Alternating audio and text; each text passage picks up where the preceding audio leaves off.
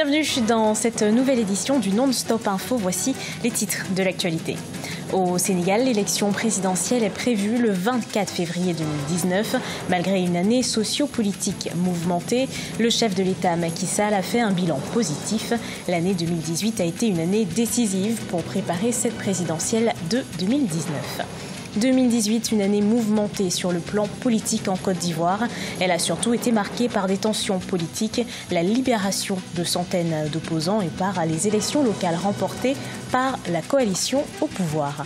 Et puis au Rwanda, entre offres de formation et offres d'emploi, la correspondance n'est pas toujours de mise. Les domaines qui emploient ont du mal à trouver des employés et les demandeurs d'emploi ont du mal à trouver du travail dans le secteur désiré. C'est le jour J, ce mercredi 2 janvier. Le Conseil constitutionnel va dévoiler le nombre de parrainages validés pour chaque candidat à la présidentielle. Une information déjà connue par les candidats depuis le 30 décembre. Pour ceux dont les parrainages sont rejetés, l'heure est à la recherche de nouveaux parrains au Sénégal. Pour rappel, chaque candidat doit recueillir au minimum 53 000 parrainage dans tout le pays. Pour éviter les doublons, l'organisme vérifie la validité de chaque parrain. Le Conseil constitutionnel publiera la liste définitive des candidats pouvant participer à l'élection présidentielle au plus tard le 21 janvier.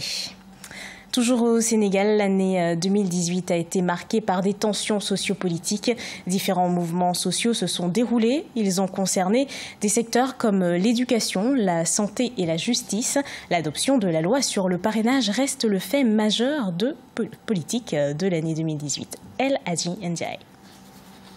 2018 s'achève, une année qui a été marquée par plusieurs événements sur le plan social, économique et politique au Sénégal.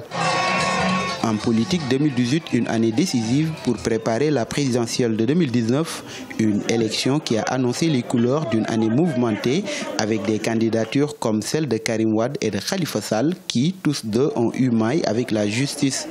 L'arrestation de Khalifa Sall et le rejet de l'inscription de Karim Wade sur les listes électorales restent une interminable bataille politico-judiciaire. Le fait qu'il ne soit pas sur les listes ne veut pas dire qu'il ne peut pas être candidat à l'élection présidentielle. Il est candidat, la loi le permet.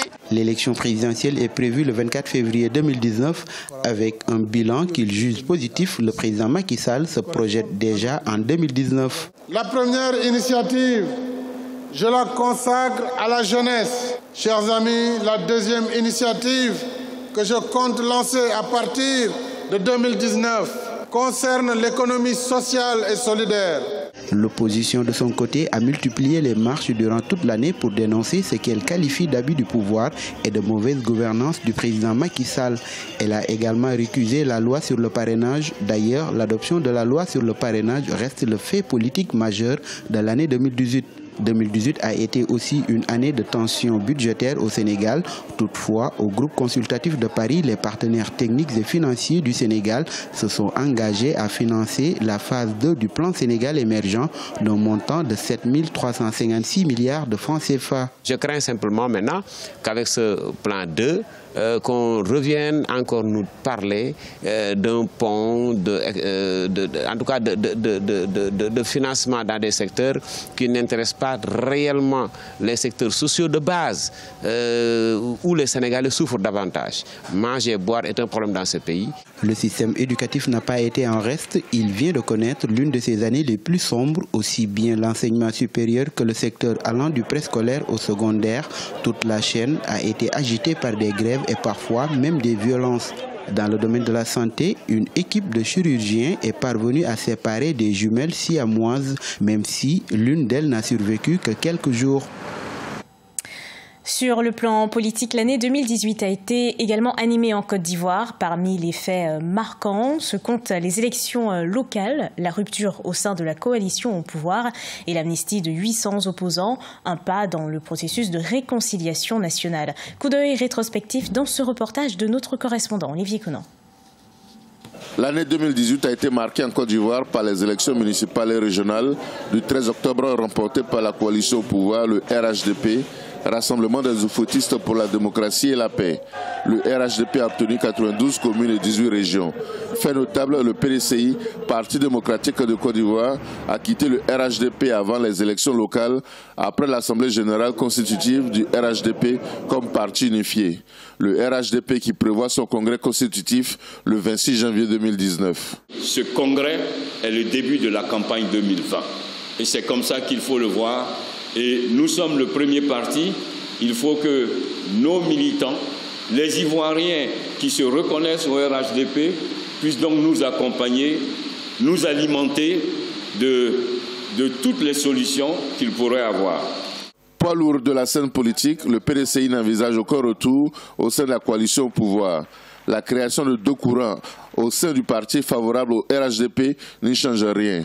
Le PDCI cherche à créer une nouvelle alliance avec les autres partis d'opposition dans la perspective de l'élection présidentielle de 2020.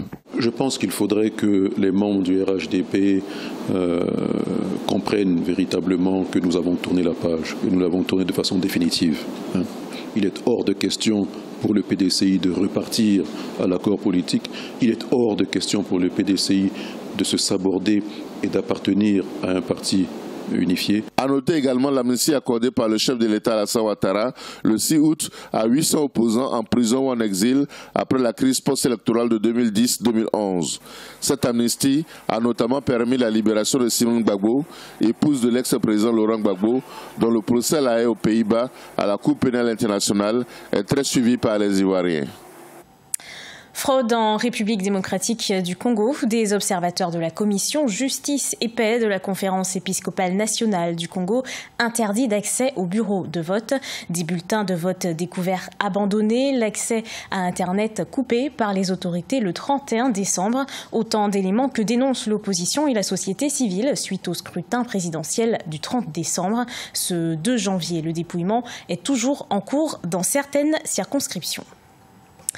En Guinée, le gouvernement souhaite mettre en place une banque d'investissement. L'objectif recherché est de dynamiser la production agricole locale. Cette production ne représente que 30% du potentiel agricole du pays. Mathilda Diaby. Le président guinéen Alpha Condé a annoncé la création d'une banque d'investissement destinée aux jeunes et aux femmes dans le secteur agricole. Ces derniers sont invités à se constituer en groupement d'intérêt commun afin de bénéficier d'un financement de la banque. Il s'agira de booster les jeunes, de booster l'employabilité, en tout cas de booster les compétences des jeunes sur le plan agricole pour renforcer bien entendu leur employabilité, mais à travers l'entrepreneuriat. Selon le président Condé, seuls 30% des 6 millions d'hectares de terres fertiles sur l'ensemble du territoire sont exploités. La mise en place de la banque d'investissement devrait booster la production, la transformation et la commercialisation des produits agricoles locaux. Cela s'explique par l'orientation économique que la Deuxième République, n'est-ce pas, avait prise. Je parle du régime militaire dirigé par Lansana Conté qui a accédé au pouvoir en 1985, qui a opté donc pour le libéralisme économique, mais qui n'a pas mis un accent particulier sur le développement des potentialités agricoles du pays. Donc pratiquement tout le monde s'est tourné vers, par exemple, le commerce, mais aussi l'exportation minière.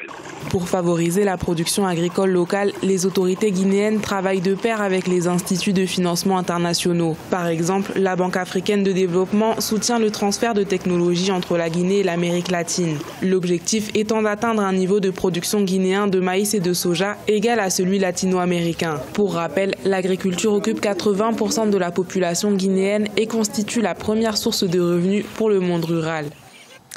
Au Rwanda, le taux de chômage est de plus de 15%. L'agriculture perd sa main-d'œuvre. Elle a baissé de 75% en 2016. Les demandeurs d'emploi s'intéressent à d'autres secteurs où l'embauche est plus limitée. Les explications de Nathalie Mou.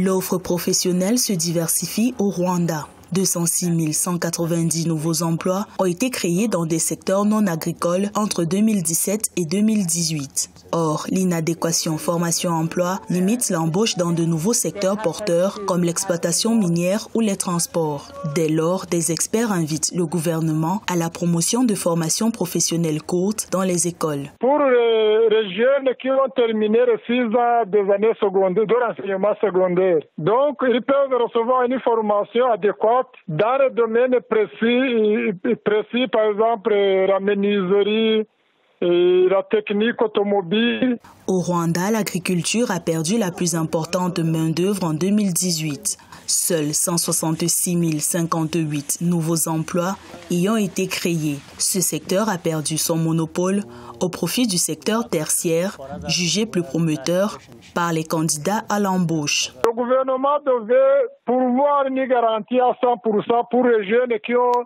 des projets réalisables et utiles à la production, à la campagne. Le secteur des services a contribué à 48% au PIB du Rwanda en 2018. Pourtant, l'essor de ce domaine d'activité cohabite encore avec un taux de chômage établi à 15,1% dans le pays. Ce journal a été préparé par l'ensemble de la rédaction. Merci de l'avoir suivi. Retrouvez dans un instant une nouvelle édition de l'actualité sur Africa 24.